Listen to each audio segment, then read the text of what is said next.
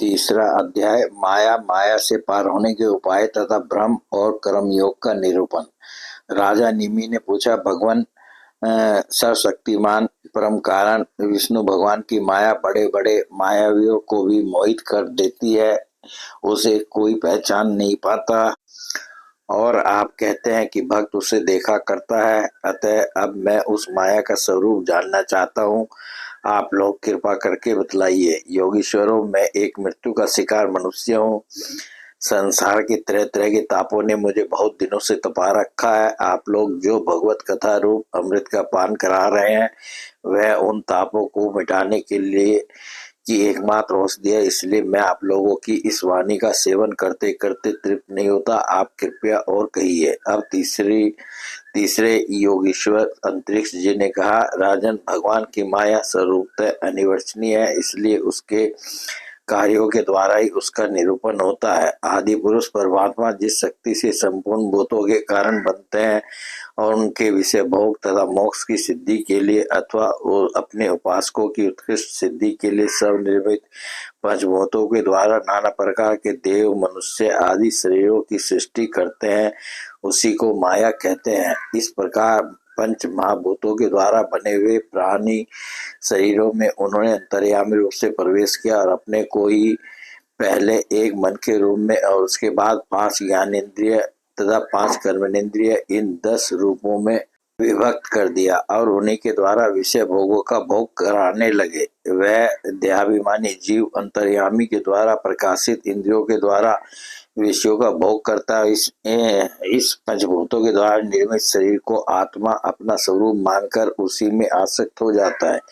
यह भगवान की माया है। अब वह कर्मेंद्रियों से सकाम कर्म करता है और उनके अनुसार शुभ कर्म का फल सुख और अशुभ कर्म का फल दुख भोग करने लगता है और श्रीधारी होकर इस संसार में भटकने लगता है।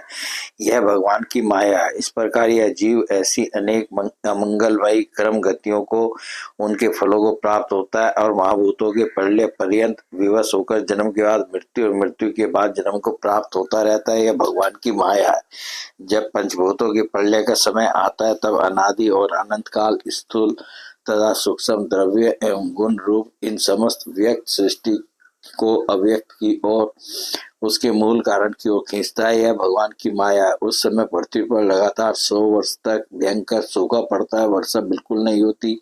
प्रलय काल की शक्ति से सूर्य की उष्णता और भी बढ़ जाती है तथा वह तीनों लोगों को तपाने लगते हैं। यह भगवान की माया है। उस समय शेषनाग संकर्षण के मुंह से आग की लपटें निकलती है और वायु की प्रेरणा से वे लपटें पाताल लोक से जलाना आरंभ करती है तथा और भी ऊंची ऊंची होकर चारों ओर फैल जाती है। भगवान की माया है। इसके बाद प्रलयकालीन सामर्थक मेघगण हाथी की सूंड के समान मोटी मोटी धाराओं से 100 वर्ष तक बरसता रहता है। उससे यह विराट ब्रह्मांड जल में डूब जाता है। भगवान की माया। राजन, उस समय जैसे बिना ईंधन के आग बुझ जाती है, वैसे ही विराट पुरुष ब्रह्मा अपने ब्रह्मांड शरीर को छोड़कर सूक्ष्म स्वरूप अव्यक्त में लीन हो जाते हैं। यह भगवान की माया है। वायु पृथ्वी की गंध खींच लेती है जिससे वह जल के रूप में हो जाती है और जब वही वायु जल के रस को खींच लेती है तब वह जल अपना कारण अग्नि बन जाता है और यह भगवान की माया है। जब अंधकार अग्नि का रूप छीन लेता है तब वह अग्नि वायु में लीन हो जाती है और जब आकाश वायु की स्पर्श शक्ति छीन लेता है तब वह आकाश में लीन हो जाता है। यह भगवान की माया है। राजन, तदंतर काल रूप ईश्वर आकाश के शब्द गुण को ग्रहण कर लेता है जिससे वह तामस अहंकार में लीन हो जाता है। इंद्रिया और बुद्धि राजस अहंकार में लीन होती है। मन सात्विक अहंकार से उत्पन्न देवताओं के साथ सात्विक अहंकार में प्रवेश कर जाता है तथा अपने 3 प्रकार के कार्यों के साथ अहंकार महत्व में लीन हो जाता है। महत्व प्रकृति में और प्रकृति ब्रह्म में लीन होती है। फिर इसी के उल्टे क्रम से सृष्टि होती है। भगवान की माया है। यह सृष्टि स्थिति और संहार करने वाली त्रिगुणमयी माया है। इसका हमने आपसे वर्णन किया। अब आप और क्या सुनना चाहते हैं? राजा निमि ने पूछा, महर्षि, इस भगवान की माया को पार करना उन लोगों के लिए तो बहुत ही कठिन है जो अपने मन को वश में नहीं कर पाए हैं। अब आप कृपा करके यह बतलाइए कि जो लोग शरीर आदि में आत्म बुद्धि रखते हैं तथा जिनकी समझ मोटी है, वे भी अनायासी इसे कैसे पार कर सकते हैं? राजा निमि ने पूछा, महर्षि जी, इस भगवान की माया को पार करना उन लोगों के लिए तो बहुत ही कठिन है जो अपने मन को वश में नहीं कर पाए हैं। अब आप कृपा करके यह बतलाइए कि जो लोग शरीर आदि में आत्म बुद्धि रखते हैं तथा जिनकी समझ मोटी है, वे भी अनायासी इसे कैसे पार कर सकते हैं? अब चौथे योगीश्वर प्रभु जी बोले, राजन, स्त्री पुरुष संबंध आदि बंधनों में बंधे हुए संसारी मनुष्य सुख की प्राप्ति और दुख की निवृत्ति के लिए बड़े बड़े कर्म करते रहते हैं। जो पुरुष माया के पार जाना चाहता है, उसको विचार करना चाहिए कि उनके कर्मों का फल किस प्रकार विपरीत होता जाता है। वे सुख के बदले दुख पाते हैं और दुख निवृत्ति के स्थान पर दिनों दिन दुख बढ़ता ही जाता है। एक धन को ही लो, इससे दिन प्रतिदिन दुख बढ़ता ही है। इसको पाना भी कठिन है और यदि किसी प्रकार मिल भी जाए तो आत्मा के लिए तो यह मृत्यु स्वरूप ही है। जो इसकी उलझनों में पड़ जाता है वह अपने आप को भूल जाता है। इसी प्रकार घर, पुत्र, स्वजन, संबंधी, पशुधन आदि भी अनित्य और नाशवान ही है।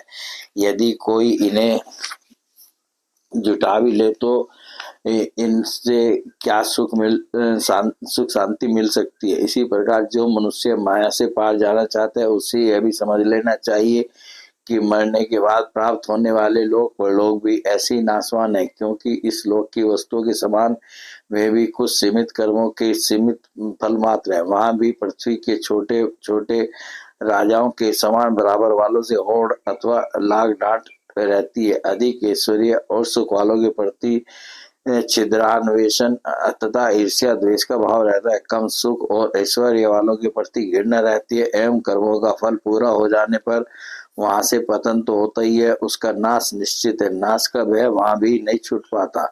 इसलिए जो परम कल्याण का जिज्ञासु हो, उसे गुरुदेव की शरण लेनी चाहिए। गुरुदेव ऐसे हों जो शब्द ब्रह्म वेदों के पारदर्शी विद्वान हो, जिससे वे ठीक ठीक समझा सके और साथ ही पर ब्रह्म में परिनिष्ठित तत्वज्ञानी भी हो, ताकि अपने अनुभव के द्वारा प्राप्त हुई रहस्य की बातों को बता सके। उनका चित्त शांत हो, व्यवहार के प्रपंच में विशेष प्रवृत्त न हो। जिज्ञासु को चाहिए कि गुरुदेव को ही अपना परम प्रियतम आत्मा और इष्टदेव माने, उनकी निष्कपट भाव से सेवा करे और उनके पास रहकर भागवत धर्म की भगवान को प्राप्त कराने वाले भक्ति भाव के साधनों की क्रियात्मक शिक्षा ग्रहण करे। इन्हीं साधनों से सर्वात्मा एवं भक्त को अपने आत्मा का दान करने वाले भगवान प्रसन्न होते हैं। पहले शरीर, संतान आदि में मन की अनासक्ति सीखे, फिर भगवान के भक्तों से प्रेम कैसे करना चाहिए यह सीखे। इसके पश्चात प्राणियों के प्रति यथा योग्य दया, मैत्री और विनय की निष्कपट भाव से शिक्षा ग्रहण करे। मिट्टी, जल आदि से बाह्य शरीर की पवित्रता, छल कपट आदि के त्याग से भीतर की पवित्रता, अपने धर्म का अनुष्ठान, सहन शक्ति, मौन, स्वाध्याय, सरलता, ब्रह्मचर्य, अहिंसा तथा शीत उष्ण, सुख दुख आदि द्वंद्वों में हर्ष विषादों से रहित होना सीखे। सर्वत्र अर्थात समस्त देश काल और वस्तु में चेतन रूप से आत्मा और निरंतर रूप से ईश्वर को देखना। एकांत सेवन, यही मेरा घर है, ऐसा भाव न रखना। गृहस्थ हो तो पवित्र वस्त्र पहनना और त्यागी हो तो फटे पुराने पवित्र चितड़े जो कुछ प्राप्ति के अनुसार मिल जाए उसी में संतोष करना सीखे। भगवान की प्राप्ति का मार्ग बतलाने वाले शास्त्रों में श्रद्धा और दूसरे किसी भी शास्त्र की निंदा न करना। प्राणायाम के द्वारा मन का, मौन के द्वारा वाणी का और वासनाहीनता के अभ्यास से कर्मों का संयम करना। सत्य बोलना, इंद्रियों को अपने अपने गोलकों में स्थिर रखना और मन को कहीं बाहर न जाने देना सीखे। राजन, भगवान की लीलाएं अद्भुत हैं, उनके जन्म, कर्म और गुण दिव्य हैं। उन्हीं का श्रवण, कीर्तन और ध्यान करना तथा शरीर से जितनी भी चेष्टाएं हो सब भगवान के लिए करना सीखे। यज्ञ, दान, तप अथवा जप, सदाचार का पालन और स्त्री, पुत्र, घर, अपना जीवन, प्राण तथा जो कुछ अपने को प्रिय लगता है सबका सब भगवान के चरणों में निवेदन करना, उन्हें सौंप देना सीखे। जिन संत पुरुषों ने सच्चिदानंद स्वरूप भगवान श्री कृष्ण का अपने आत्मा स्वामी के रूप में साक्षात्कार कर लिया, उनसे प्रेम और स्थावर जंगम दोनों प्रकार के प्राणियों की सेवा, विशेष करके मनुष्यों में परोपकारी सज्जनों की और उनमें भी भगवत प्रेमी संतों की करना सीखे। भगवान के परम पावन यश के संबंध में ही एक दूसरे से बातचीत करना और इस प्रकार साधकों का इकट्ठे होकर आपस में प्रेम करना, आपस में संतुष्ट रहना और प्रपंच से निवृत्त होकर आपस में ही आध्यात्मिक शांति का अनुभव करना सीखे। राजन, श्री कृष्ण राशि राशि पापों को एक क्षण में भस्म कर देते हैं। सब उन्हीं का स्मरण करें और एक दूसरे को स्मरण कराएं। इस प्रकार साधन भक्ति का अनुष्ठान करते करते प्रेम भक्ति का उदय हो जाता है और वे प्रेमोद्रेक से पुलकित शरीर धारण करते हैं। उनके हृदय की बड़ी विलक्षण स्थिति होती है। कभी कभी वे इस प्रकार चिंता करने लगते हैं कि अब तक भगवान नहीं मिले, क्या करूं, कहाँ जाऊं, किससे पूछूं, कौन मुझे उनकी प्राप्ति करावे। इस तरह सोचते सोचते में रोने लगते हैं। तो कभी भगवान की लीला की स्फूर्ति हो जाने से ऐसा देखकर कि परम ऐश्वर्यशाली भगवान गोपियों के डर से छिपे हुए खिलखिलाकर हंसने लगते हैं। कभी कभी उनके प्रेम और दर्शन की अनुभूति से आनंद मग्न हो जाते हैं, तो कभी लोकातीत भाव में स्थित होकर भगवान के साथ बातचीत करने लगते हैं। कभी मानो उन्हें सुना रहे हो, इस प्रकार उनके गुणों का गान छेड़ देते हैं और कभी नाच नाच कर उन्हें रिझाने लगते हैं। कभी कभी उन्हें अपने पास न पाकर इधर उधर ढूंढने लगते हैं, तो कभी कभी उनसे एक होकर उनकी सन्निधि में स्थित होकर परम शांति का अनुभव करते और चुप हो जाते हैं।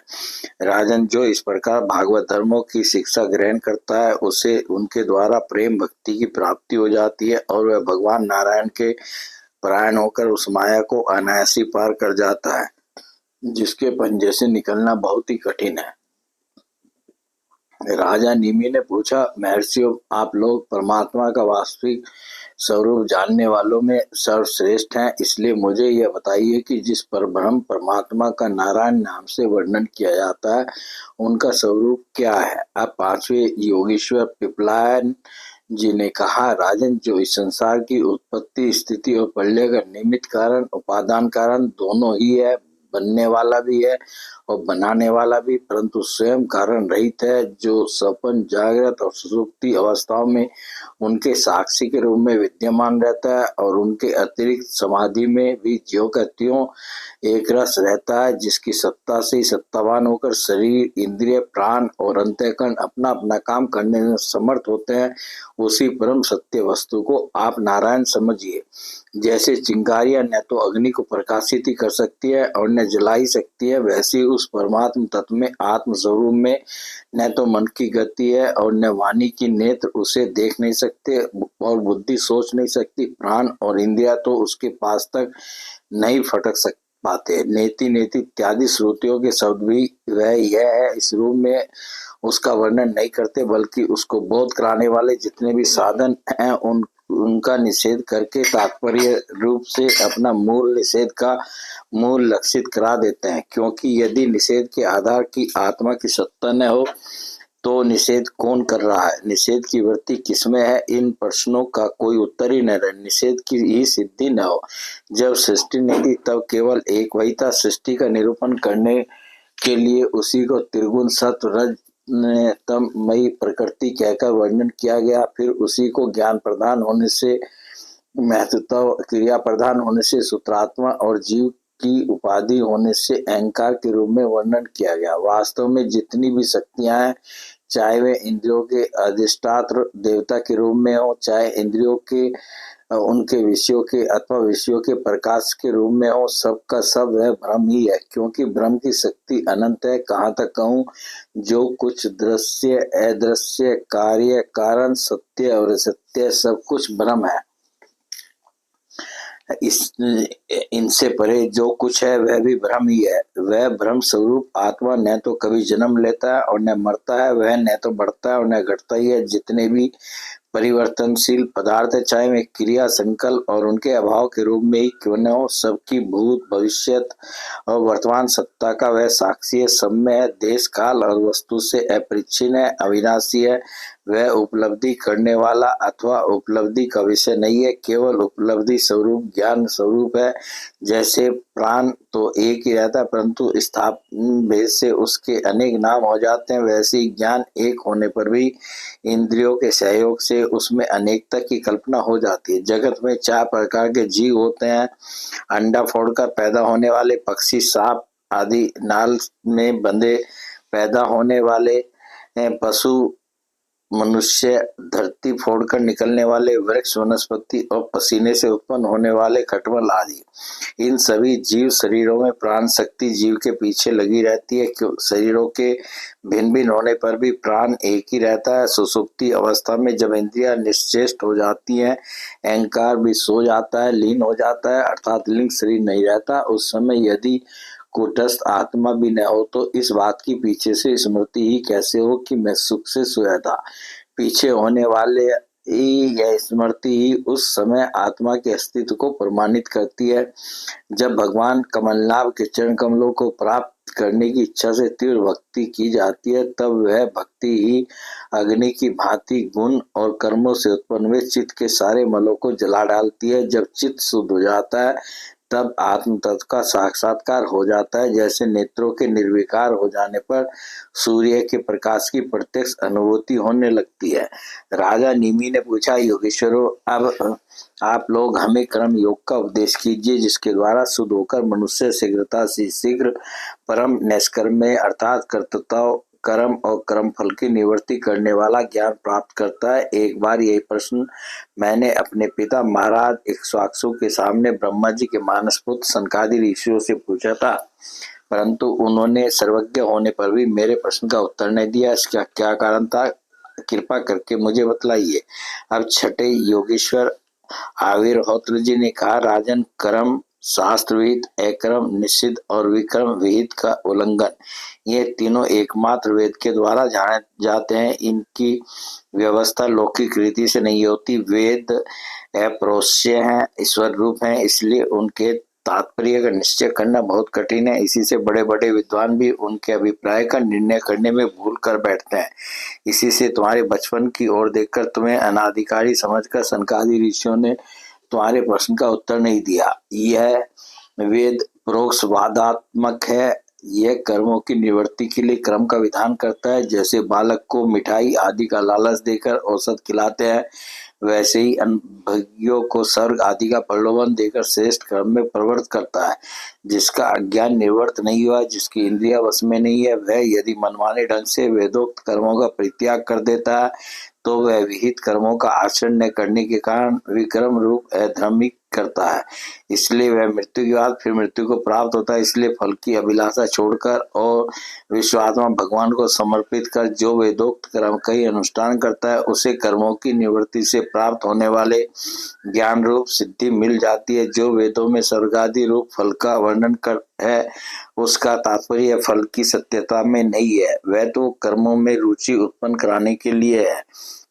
राजन, जो पुरुष चाहता है कि शीघ्र से शीघ्र मेरे ब्रह्म स्वरूप आत्मा की हृदय ग्रंथि मैं और मेरे की कल्पित गांठ खुल जाए, उसे चाहिए कि वह वैदिक और तांत्रिक दोनों ही पत्तियों से भगवान की आराधना करे। पहले सेवा आदि के द्वारा गुरुदेव की दीक्षा प्राप्त करे, फिर उनके द्वारा अनुष्ठान की विधि सीखे। अपने को भगवान की जो मूर्ति प्रिय लगे, अभिष्ट जान पड़े, उसी के द्वारा पुरुषोत्तम भगवान की पूजा करे। पहले स्नान आदि से शरीर और संतोष आदि से अंतःकरण को शुद्ध करे। इसके बाद भगवान की मूर्ति के सामने बैठकर प्राणायाम आदि के द्वारा भूत शुद्धि नाड़ी शोधन करे। तत्पश्चात विधि पूर्वक मंत्र देवता आदि के न्यास से अंग रक्षा करके भगवान की पूजा करे। पहले पुष्प आदि पदार्थों का जंतु आदि निकालकर पृथ्वी को सम्मार्जन आदि से अपने को अव्यग्र होकर और भगवान की मूर्ति को पहले ही की पूजा के लगे हुए पदार्थों के छालन आदि से पूजा की योग्य बनाकर फिर आसन पर मंत्रोच्चार पूर्वक